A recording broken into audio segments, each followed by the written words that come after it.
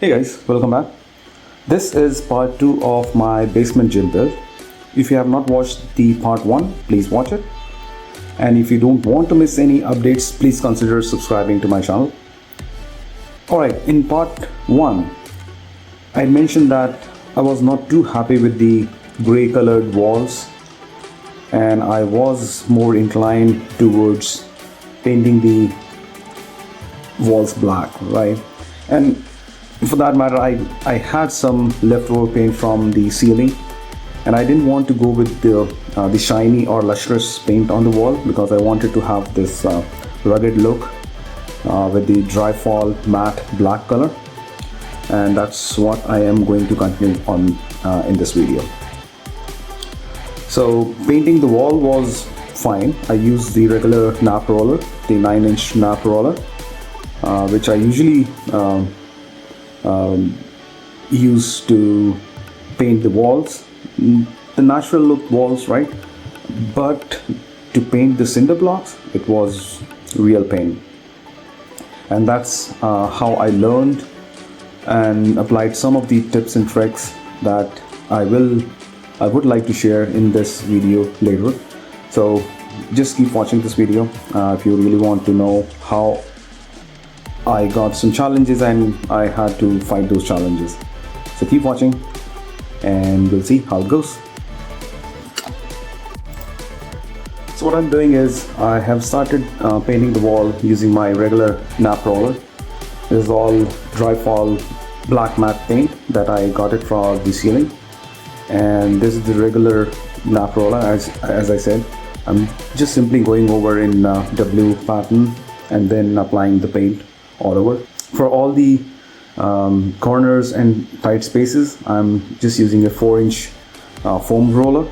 If you can see, the foam roller is very good at going into the tight spaces, and for anything that is under the window, sides, the corners, I am using a regular paintbrush. So that really helped me in painting those tight spaces, including the corners, under the window, above the window, and especially around the corners, around the mirror panels.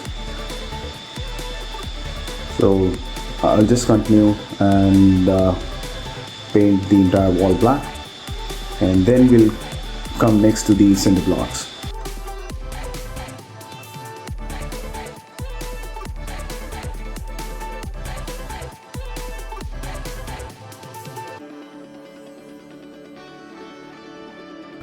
So I started painting the cinder block wall, but it is not coming up the way I wanted. So you see, some pores are being missed out.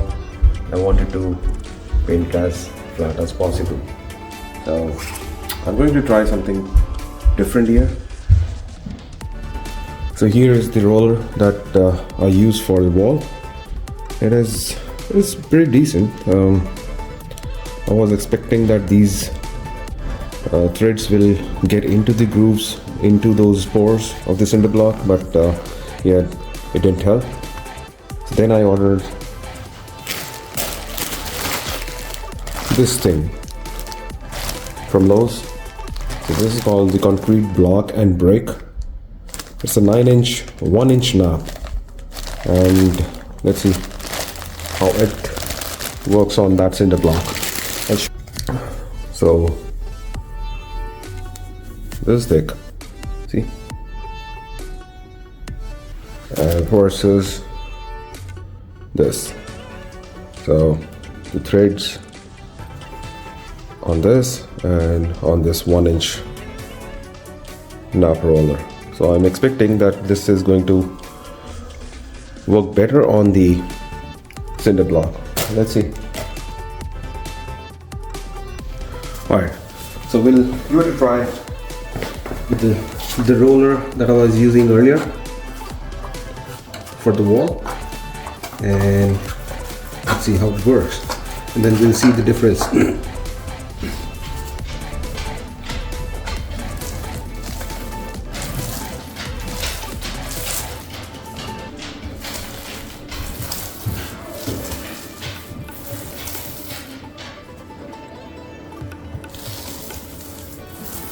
So I had to do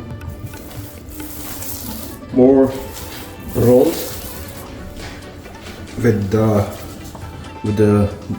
roller that I was using for the walls. Now we'll use the 1-inch nap roller.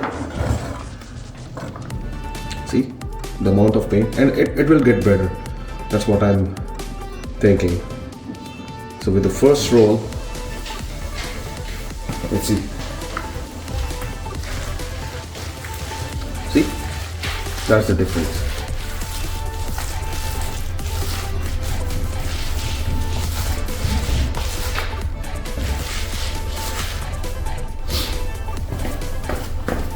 So you see the difference?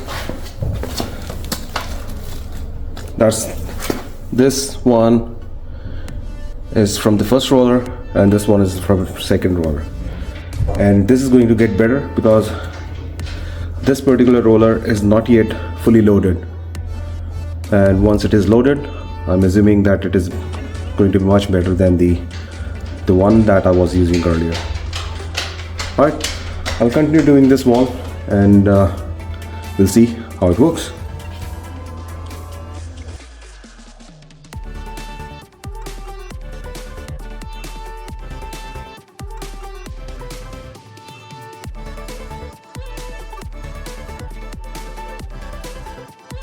So I'll show you some interesting thing. So I was painting with that roller, the nap roller, and I was expecting that this foam roller, the little foam roller I'm using for this top of the wall, won't work. If I do a light hand, it is not producing the results I want. But if you think practically, this roller has pores. It's a sponge. That sponge holds more paint than a nap roller. So if you press hard,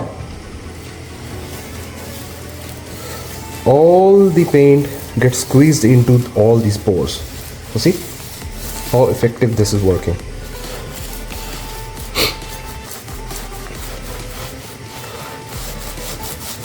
So what I'll do is, anything that is not covered using that nap roller on the front of the wall, I'll use this roller to touch it up.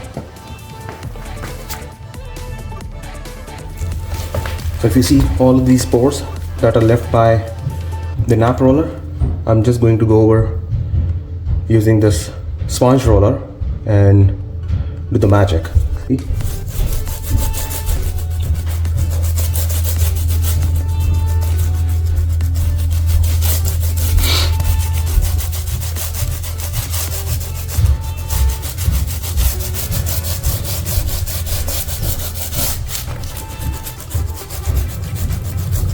And if you see all these spots here, now see the magic.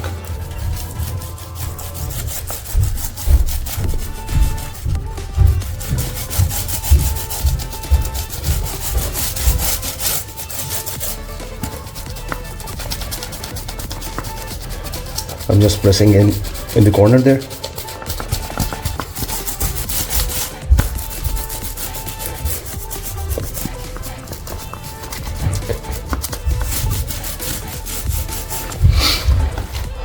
That's good, right?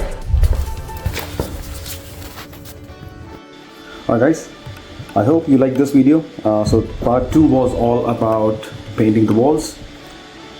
This is coming up good. So the next stop would be just installing the flooring. I'll show you how I am going to install the LVP, the luxury vinyl planks, on the remaining part of the area of my gym, and then maybe I'll also cover how I'm going to install the mats, the black mats, the gym mats. I do have a video on how to transport those mats from outside of my house to the basement, and I have shared a couple of tips in there, so do watch that video as well. Alright, so good for now. Thank you. See you later. Bye bye.